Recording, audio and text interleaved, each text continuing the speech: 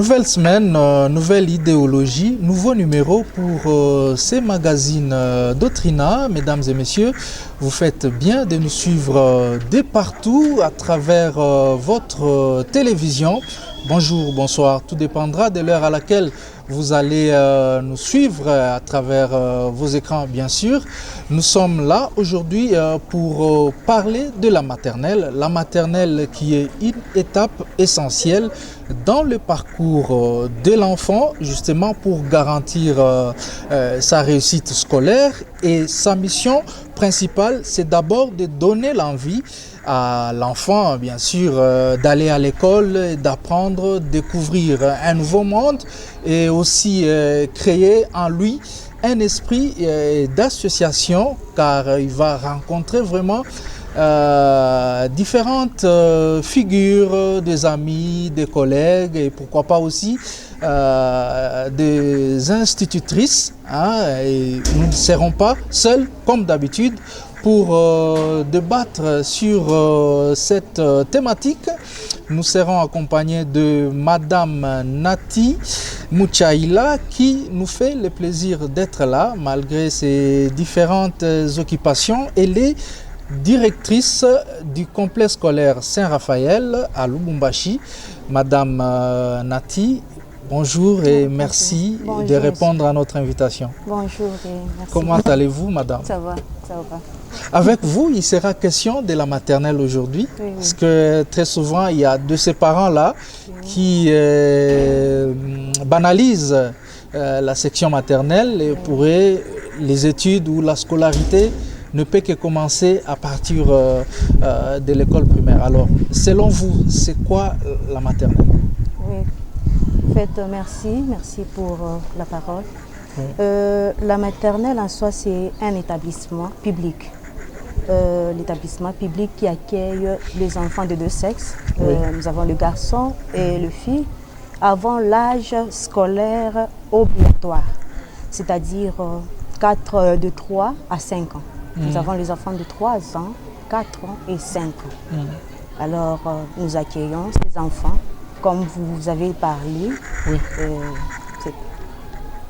Et pourquoi une scolarisation précoce? Parce qu'à 3 ans déjà, on dirait que l'enfant il a encore des petites difficultés, peut-être quand il s'agit de se réveiller pour l'école, ainsi de suite. Parce que très souvent, généralement, nos enfants, il y en a quand même qui se réveillent déjà à 5 heures, ils sont debout. Mais certains, c'est peut-être à 9 heures, 10 heures qu'un enfant peut être debout. Pourquoi précipiter une scolarisation déjà à 3 ans, 4 ans? Moi, je ne pense pas que c'est précipité, parce que normalement, les enfants de 3 ans, ils sont déjà éveillés. 3 ans, 4 ans et 5 ans, ils sont déjà éveillés. Sur ces faits, il s'est fait que les enfants de ces âges-là, si vous avez trouvé les enfants qui sont à la maternelle et ceux-là qui ne sont pas partis de la maternelle, ils sont différents. Parce que là, nous cherchons à éveiller un peu les enfants. Nous cherchons à les éveiller. Vous allez voir cet enfant, il va se réveiller de lui-même. Donc à l'âge déjà, il se réveille. Il sait qu'à ces heures-là, on doit partir à l'école. Alors je ne pense pas que c'est vraiment précoce. Parce que c'est très important d'amener l'enfant pour le préparer à l'école primaire. Oui, peut-être un petit constat. Je ne sais pas comment vous allez vraiment aborder la chose, mais je voudrais d'abord savoir pourquoi à l'école maternelle, nous avons différentes classes. Il y a la première, la deuxième, peut-être aussi la troisième. Et à la fin, dans certaines écoles, je ne sais pas si c'est le cas aussi chez vous, on octroie même un brevet de fin d'études maternelles. Pourquoi avoir vraiment cette diversité-là des classes au lieu que les enfants soient dans une seule classe, une seule salle de classe, dépendant de peut-être du nombre d'élèves qu'il y a, vous pouvez avoir une seule salle de classe de maternelle, et parce que déjà ils sont quand même enfants, pourquoi avoir la première, la deuxième, la troisième? C'est comme nous avons parlé dans notre définition, nous avons dit, ce sont les enfants qu'on accueille avant l'âge scolaire. Ouais. Nous avons les enfants de 3 ans. Nous ne pouvons pas les mélanger avec les enfants de 4 ans ou 5 ans. Oui. Alors, il se fait que nous commençons toujours par les enfants de 3 ans. Il y a une classe pour les enfants de 3 ans, une classe pour les enfants de 4 ans et une classe pour les enfants de 5 ans. Donc, parce que vous avez parlé de brevets, c'est pour encourager les enfants. Vous voyez, si nous allons à l'école primaire de certificat, chez nous avons des brevets. Oui. Alors, c'est comme qui dirait, on a terminé aussi une partie de la scolarité. Donc, nous terminons et nous encourageons ces enfants dans ce sens-là. Alors, première, ça dépend aussi des motricités, hein, parce que nous avons beaucoup de choses à faire à l'école. À 3 ans, nous préparons aussi les enfants pour leur motricité manuelle. Un enfant de 3 ans est différent d'un enfant qui a 4 ans. Vous allez voir même dans la manière de faire des choses, vous allez voir que cet enfant a plus d'âge, même si l'enfant est lancé, nous par rapport à ce qu'on va faire, nous allons voir que cet enfant a 3 ans, mais peut-être il est lancé, hein, parce que nous voyons des enfants qui sont élancés. Mais quand on les met dans une classe supérieure, nous allons découvrir directement que cet enfant a moins d'âge que l'autre. Peut-être nous préciser aussi sur différentes matières dispensées dans chacune des classes, parce que de nos jours, il y a même des enfants de la maternelle qui apprennent à parler anglais, ils apprennent à compter peut-être jusqu'à 100. Certaines matières que nous, à l'époque, nous avons vues, je crois que c'était à l'école primaire, et on s'est dit finalement où va le monde, qu'est-ce qui est derrière tout ça? Non. Quelles sont les matières dispensées dans différentes en fait, il essaie de corriger des matières. Bon, il faut essayer de corriger un peu sur la manière dont nous parlons de matière. Oui. À l'école maternelle, nous parlons des activités. Justement. Ah, c'est différent de matière. On ne parle pas de matière. À l'école primaire ou au secondaire. En soi, quand vous arrivez là où il y a une éducatrice, vous dira, nous parlons des activités. Activités. Activités, nous voyons les mouvements. Nous voyons les mouvements. Si nous parlons d'activités au masculin, là nous voyons une leçon. À l'école primaire. Maintenant, si nous les mettons au pluriel, nous voyons le branche. Donc, chez nous, nous parlons de activités. Activités, oui. À l'école maternelle, il y a 14 activités. Ou soit leçons, hein? Oui. Bon. Il y a 14 activités. Voilà, d'ailleurs, leçons, je trouve que ça va encore mieux. Non, nous parlons d'activités. Alors, les activités, 14 activités, c'est pour la deuxième maternelle et la troisième. Oui. Pour la première maternelle, nous avons 12. Nous avons 12, je peux toutefois épingler quelques activités. Parce que madame, si je peux le faire, ça prendra beaucoup de temps. Allez-y, c'est justement au profit de tous ces parents-là qui doutent encore de la maternelle. Il y a activité exploratrice. Là, nous avons l'observation. Ouais. L'enfant doit observer le milieu actif. Donc, tout ce qu'il voit, c'est l'activité exploratrice. Et l'activité exploratrice a 2 sous-activités. Nous avons éveil scientifique, comme le mot le dit, indique l'éveil scientifique, et nous avons aussi la découverte. Là, vous allez nous voir les enfants de la maternelle, quelque part, pour voir... visiter l'aéroport, par exemple, l'aéroport, ça c'est la découverte. Par moment même dans nos chaînes de radio-télévision. Oui. En tout cas, si. Ils partent là pour visiter. Ça, nous sommes dans la découverte. Parce que si nous enseignons à l'école, nous devrons concilier la théorie à la pratique. Nous ne pouvons pas enseigner, par exemple, un animal. J'ai dit, ça c'est le lion, mais je dessine les lions au tableau. Non, non. Nous devons sortir pour voir le lion. Il est couvert de quoi, par exemple? Il a combien de pattes, par exemple?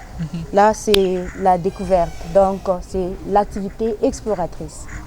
Nous avons l'activité sensorielle. Là, c'est l'éveil de tous les sens. Nous voyons la vue, l'ouïe, l'odorat, kinesthésique. Oui. Avant, il n'y avait pas kinesthésique. On a essayé d'ajouter parce que nous avons vu qu'il y a le corps. Nous parlons de tous les corps. Alors, kinesthésique, là, nous voyons les muscles. Donc, nous devons parler de ça. Donc, l'activité sensorielle, tous les sens. L'activité de comportement, c'est une autre activité ou une autre leçon. Hein. L'activité de comportement, là, nous parlons de savoir-être, savoir-vivre, savoir-être. Nous parlons de la religion. Il y a une éducation religieuse dont nous parlons, qui est Dieu, qui a créé le monde, qui t'a créé.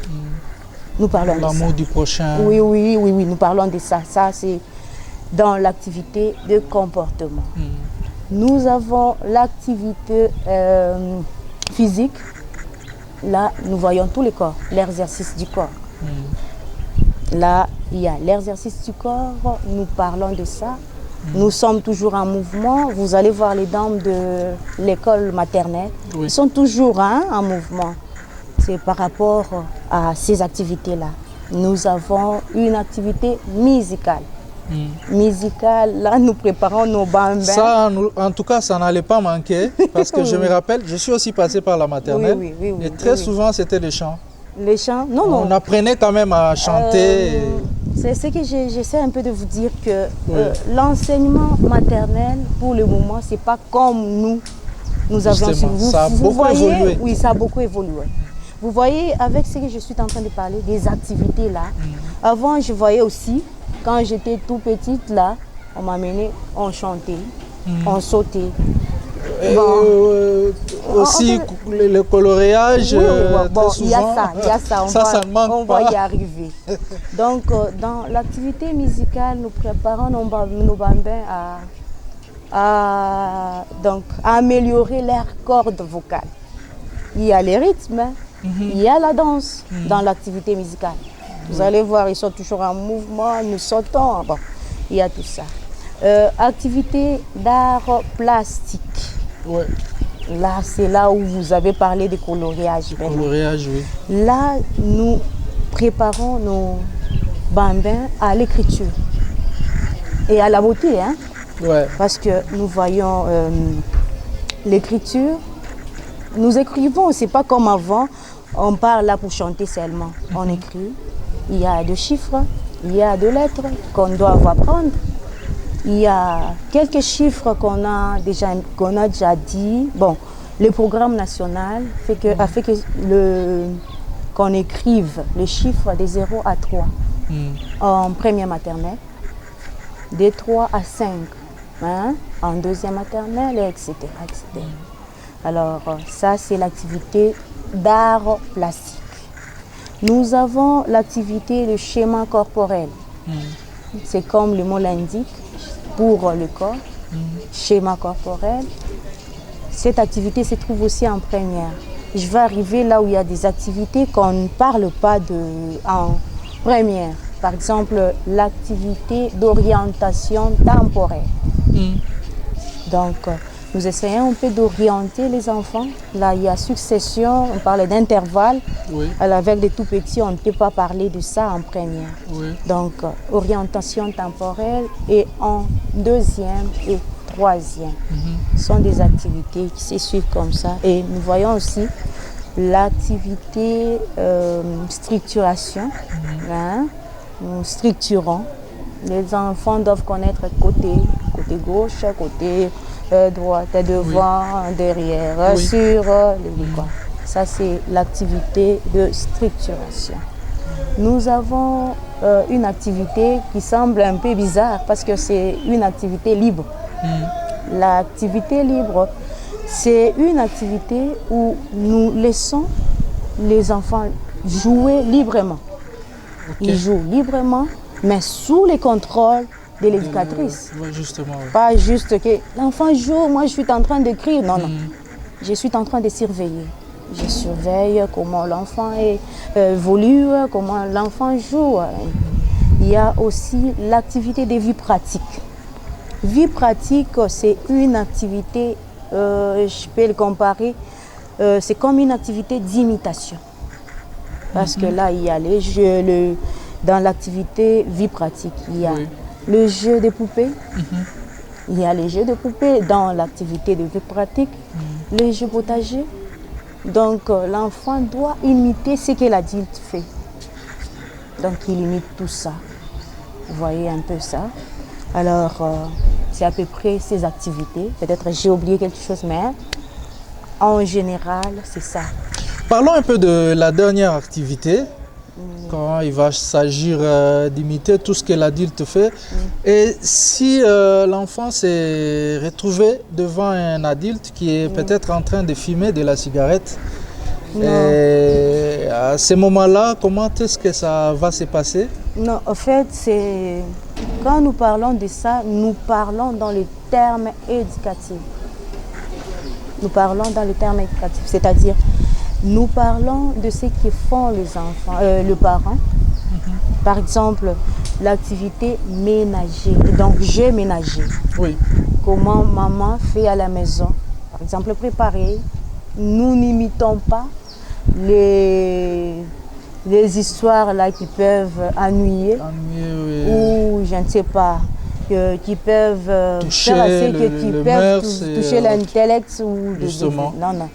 Ça, c'est sur le plan éducationnel. Alors, Madame Nati, vous êtes éducatrice. Quelles sont les difficultés que vous rencontrez justement en encadrant les enfants à la maternelle? Et peut-être aussi les difficultés que les enfants aussi peuvent en fait éprouver justement lorsque vous êtes en train de les encadrer. Oui, oui. Pour le moment, selon moi, ce que j'ai constaté, il y a des difficultés, sont des désordres. Difficultés pécuniaires et difficultés climatiques. Si je veux bien, j'entre bien dans le plan pécuniaire, il s'est fait que beaucoup de parents, même pour les moments, n'accordent pas beaucoup plus d'importance à l'école maternelle. Alors, il s'est fait que nous sommes butés à ces difficultés-là.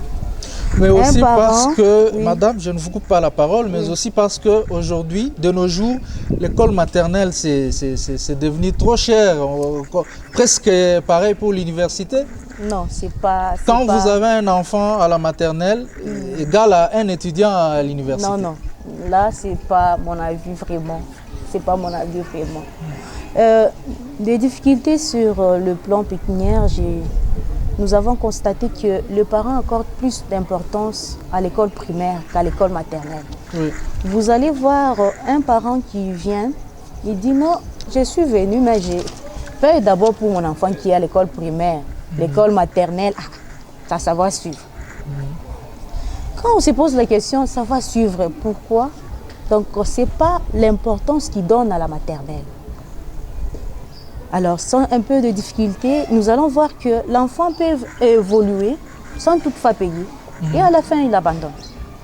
Vous voyez, hein, vous avez déjà donné les notions, vous avez déjà tout fait pour l'enfant. Mais l'enfant abandonne au milieu de l'année.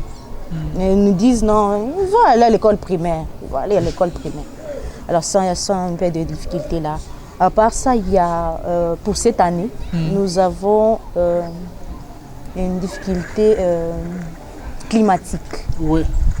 Suite au prolongement de notre calendrier scolaire, il s'est fait que les enfants, à cause du froid, les parents ont vu que c'est mieux de garder ces enfants à la maison. Alors c'est un peu des difficultés qu'on a pour cette année. Alors, à l'école, vous recevez beaucoup d'enfants Oui. qui viennent de différentes familles, peut-être avec différentes éducations, chacun d'entre eux. Et il se pourrait que parmi les élèves, il y a aussi des indisciplinés, ça ne manque pas. Oui. Et quelles sont les sanctions prévues pour les indisciplinés à la maternelle? Bon, Est-ce que vous les sanctionnez de la même manière que ceux de primaire? Non, ou, pas comme c'est l'école primaire. Et ça dépend de l'éducatrice ou de l'enseignante qui est en classe. Parce que des indisciplinés, il y a toujours quelque chose qu'il faut faire. On peut toutefois le priver. Par exemple, moi, madame, dites-moi, madame, toi, tu déranges, toi, tu restes là. C'est pas comme à l'école primaire où on doit peut-être donner quelque chose à l'enfant pour écrire. Non, non. On les sanctionne dans le sens de les priver de quelque chose qu'il adore, par exemple. On les prive de ça et ça passe. De quelle façon, par exemple? Parce que j'ai vu dans une école maternelle où l'école dispose d'un petit cachot. Et quand l'enfant blague, on dit toi tu vas aller au cachot, on l'enferme là-bas. Est-ce que c'est pas aussi une forme de torture? Ça, c'est une forme de torture. Bon. Oui. En fait, c'est comme je vous avais dit, ça dépend d'une éducatrice. Parce que l'éducatrice qui donne cours en classe connaît tous ses enfants. Donc, il peut voir, il se dit non, avec cet enfant, il faut que je fasse ça. Oui. Avec cet enfant, il faut que je fasse ça. Oui. Le mettre au cachot, je ne pense pas qu'il y a un endroit là où on peut le mettre. Peut-être le dire, sans toutefois, on peut dire non, non. Un enfant, parce que tu déranges, je vais te mettre au cachot. Le dire oui, mais pas dire qu'on le met quelque chose. Ça, c'est une forme de torture. Oui. Et peut-être avant de finir l'émission, j'allais poser la question de savoir pourquoi à la maternelle, il n'y a que des femmes qui encadrent des enfants. Mais je comprends déjà que la maternelle, c'est lié à la maternité. Et quand on parle maternité, on voit directement la femme. Oui, oui. Donc il y a de quoi accepter à ce que ce soit la femme qui puisse encadrer les enfants à la maternelle. Alors pour finir, Madame Nati, que doit-on retenir de la maternelle? Vraiment, la maternelle pour le moment, c'est pas comme avant où on amenait les enfants comme pour le gardiennage, je ne sais pas, un gros gardien, je ne sais pas comment. Pour le moment, l'école maternelle est très importante, vraiment. Alors, si vous amenez votre enfant, c'est pour le préparer à l'école primaire. Vous allez voir, même quand il va arriver là, il sera déjà, il va directement s'adapter parce que il a déjà connu les gens, les différentes figures, comme vous avez dit. Oui. Alors, il n'aura pas de difficultés à l'école primaire. Alors, peut-être pour un petit conseil aux parents qui ne veulent pas nous donner les enfants à l'école maternelle, amener les enfants à l'école maternelle. C'est pour beaucoup de choses. Si nous voulons étaler tout ça, ça nous prendra beaucoup de temps. Donc, ça aide vis-à-vis psychologiquement. Et aussi revoyer le Minerval pour que enfin le parent puisse amener les enfants à l'école. Non, non, je ne pense pas que c'est trop les Minerval comme vous avez comparé. Parce que la maternelle déjà, ça fait partie de l'éducation de base. Oui, oui. Et d'ailleurs, aujourd'hui, de nos jours, l'enseignement est gratuit en République démocratique du Congo. Je trouve aussi que la maternelle allait justement être gratuite. Bon, selon vous, hein, selon vous, mais bon, je ne pense pas que c'est vraiment beaucoup d'argent ou beaucoup de frais. Amener les enfants.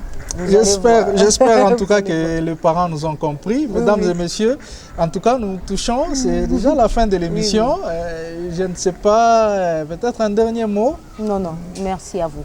En tout cas, c'est d'ailleurs nous qui vous remercions du fait que, vu vos multiples engagements, vous avez accepté quand même d'être avec nous pour débattre sur la maternelle. Mesdames et messieurs, c'est tout pour cette émission. Merci de partout où vous nous avez suivis. Si vous voulez aussi participer dans cette émission, appelez au contact affiché au bas de l'écran ou aussi aller sur notre chaîne YouTube pour suivre cette émission si vous l'avez peut-être ratée. Merci à tous et on se retrouve très prochainement pour un nouveau numéro sur la même fréquence.